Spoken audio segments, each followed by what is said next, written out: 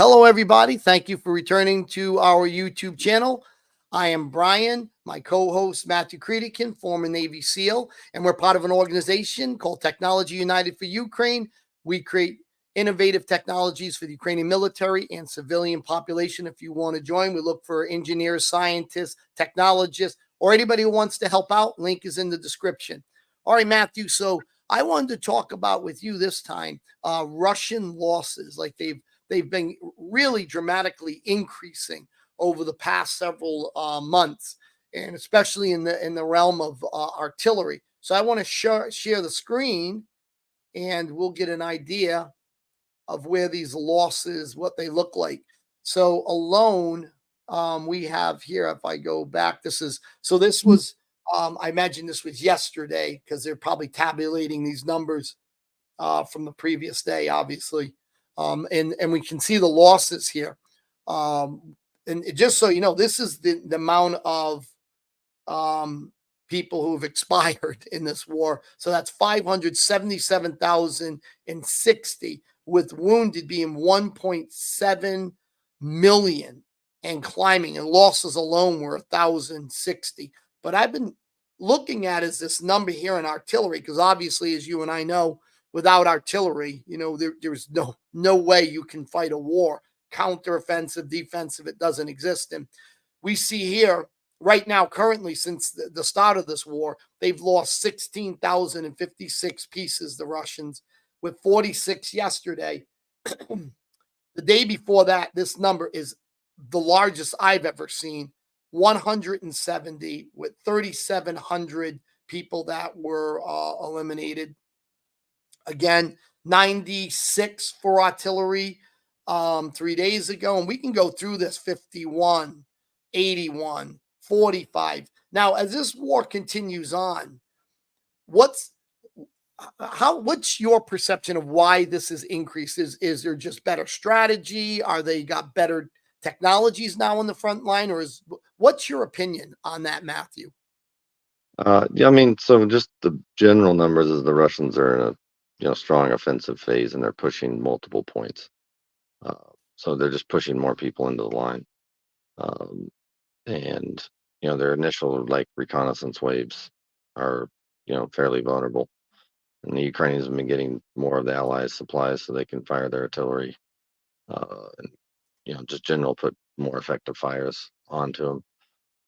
Additionally, I think what you have is both sides operators becoming more experienced at understanding the lay of the terrain, like how the enemy has to position their systems to hit each other. So, as you become experienced at this, you can look at a map and you kind of see the terrain. You can say, okay, if I had artillery, I'd have to put it here, here, and here. If I put it somewhere else, it'd just be obvious sitting out in the field. So they probably didn't do that. So, in order to supply it, I would probably put it here. So both sides probably get to understand that, and if they have to push forward, then this becomes more likely that they can kind of track each other down, and they get into these more pitched fights. Additionally, I would say a big part of it is probably the FPV pilots just getting better, and getting more long range, where they started off shorter range, and not knowing necessarily how to tune all their radio systems well and having the repeaters set up well. There's just more people are starting to understand the repeaters, starting to understand how to fly their drones more efficiently, getting better drones. So even the FPVs that maybe could only go a couple kilometers confidently, and the operators are getting better. They can launch these things in the right terrain and right tactics. They can, get significantly more range than what you saw before, which means they can get back into those artillery pieces in those more sensitive places. Um, that's what I would say is probably happening there. And what's your sense if these numbers stay at this level, particularly looking at artillery? What's your sense that if these numbers are accurate, right? It's hard to Yeah. know, the fog of war, whether they're, but if these numbers stay steady at this, which they're averaging, I did the math, roughly about 50 plus artillery pieces are being destroyed every single day. When will that threshold happen where you're not able to bring in enough with how much is being destroyed. Yeah, I mean, I think it would take a longer, deeper study for me to understand like what the Russian ability is to create, who their allies, what they're pushing to them, whether it's like North Korea, China. China shouldn't be, but wouldn't be surprised if they aren't. Otherwise, getting that through some second, third hand pass around. Uh, so you kind of have to understand that piece. I don't feel like I understand it that well. Uh, it'd be interesting to see the people that watch the channel if they are those redditors out there that look at some of this OSINT to see like the rates. Um, if the rates of what the Ukrainians are reporting or the Russians are reporting, and then with these open source guys that only verify based on photography. But if What's those that? rates, Orland? What not? Onyx. Onyx. I'm sorry. The Onyx does that. They do only right, visually confirmed, and I think they have right, all the losses at half of what the Ukrainians reporting. But you're probably not going to have a video, a picture of all the losses out on a right, battlefield. But right. that's the way they're doing it. Yeah, and like it'd be just an interesting. Um, I don't have the time to go to look this stuff up, but to look at like death reports in the Russian OSINT and cremation, like they were looking at trying to determine how many people died in China because they obviously weren't pushing good numbers out in the coronavirus era. Remember that. And just looking at how many people showed up to cemeteries and like satellite photography over like kind of telltale signs of what would indicate, better counts. So Uh, what they done in the past is they looked at VK accounts. So VK is their equivalent of our left Facebook, and all mm, the obituaries put on people's profiles mm, or other, right. and they've done a analysis of it. And they said the numbers are really high, and then also it was something like death benefits that the Russians were Hmm. pushing out. But remember, they've Yeah. done from what people have said over there in Russia, that they've done a really bad job of um, getting the benefits to all of the victims, all Right. the people who've Yeah. lost family members by them being Yeah. pushed into this war. Yeah. And that'll probably backfire on them eventually. So they might be trying to save money or call people traitors. So they don't have to pay stuff out. I mean, who knows what the games are, but it just all seems like that's a likely thing. That'll affect recruiting down the line.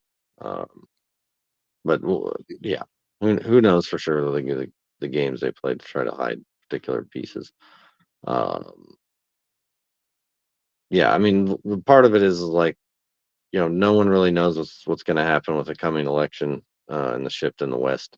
And I think the general consensus is that both sides are going to try to get as much as they can. And when the election happens, depending on who does what, they're going to try to basically hold on to those gains, use them as a negotiation point.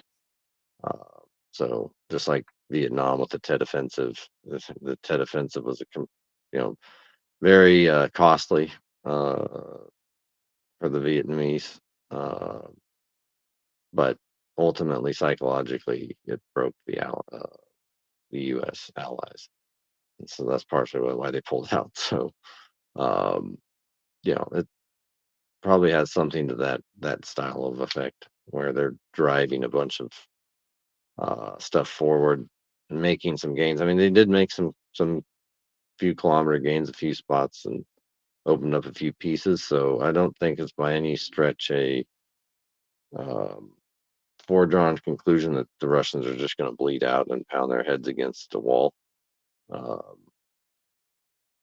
again, like so much of this stuff can turn on a dime if either side gets their drone coordination together. It doesn't appear that the Russians have been able to stockpile and then coordinate, continuously long pushes. They seem to stockpile, push forward, use up their ammo, then have to reset. So even if they did get a relative break in the line, I don't think they're necessarily planning on like just they want to push forward up to a certain degree, but they're not. It's not like a lightning Western style push where you just break through, drive all the way across the country, and cut off the M10 highway or something. Um, you never want to count them out. Like it's just a bad idea to assume your enemy's going to do one thing. Um, but that kind of appears to be their general strategy at the moment. Just wide area attack. Where they find weaknesses, they double down and do local exploitation and drive forward. Probably with the hope of just overtaxing the entire army to where it can't well function, and they just keep exploiting the breaks in the line. with massive So, losses, because yeah, obviously there's they're willing, there's willing to take losses. Hope some of that is reciprocal to your enemy, uh, which I don't think it's wholly clear that that's the case now. So I've heard like people talking about 3 to 1, like so that's bad for the Russians, but it's not. They have that many bodies potentially. Looking at how many people the Ukrainians recruit versus how many people are willing to go out for the Russians, so probably need to do even better than that uh, if you're gonna yeah, bank they on got to that. double. You think they got to double those losses, right? Probably to like Yeah, six. like I've heard anywhere from 5 to 6 to 1 losses is what you really need to like guarantee like a more likely victory. Um, yeah, Attrition is going to be huge. This is a war of attrition, not land. It's a war of attrition. right. And like taking land is a political sign and like keeps your morale of your troops up. So like all those pieces matter and to some degree. But yes, if you can keep the guys flowing, you can keep both sides grinding guys away. Um, that may get where they want it. There seems to be kind of a redoubling of conviction to a slight degree. I say slight uh, for the West, as in some of these leaders saying, "Oh, we won't back down," um, but then at the same time, simultaneously, I hear plenty of talk about people saying like, "Oh, this is you know people just gearing up to for the end of the year to be the end of the negotiated war and basically kick the war off in another year or two." Uh, hard to say, at least from my perspective, is like how much the financial capitals of the world want that to happen, how much they're pushing their weight around for that. But one thing's for certain: this is not gonna. I don't think this war is ultimately going to come to a conclusion uh, by by a settlement. I think it'll just be continuous as a different proxy war somewhere else, like stockpiling weapons. If there's a quote unquote peace, it won't really be a peace. So just how fast can we stockpile weapons to blunt the next attack, and how many other places around the world, namely Africa, can we go? And this is the Russia's case to exploit their uh, resources under their own guise of trying to bring freedom. So All right. Well, appreciate the insight again, Matthew. Um, helped us understand a little bit where these losses are, kind of coming from, and the mindset of the Russians in this area. So again, everybody, thank you for visiting our YouTube channel, and leave some comments about what you think about how these losses are happening and whatever your perspective is. It'd be interesting. But again, thank you. Remember, links in the description for Technology United for Ukraine.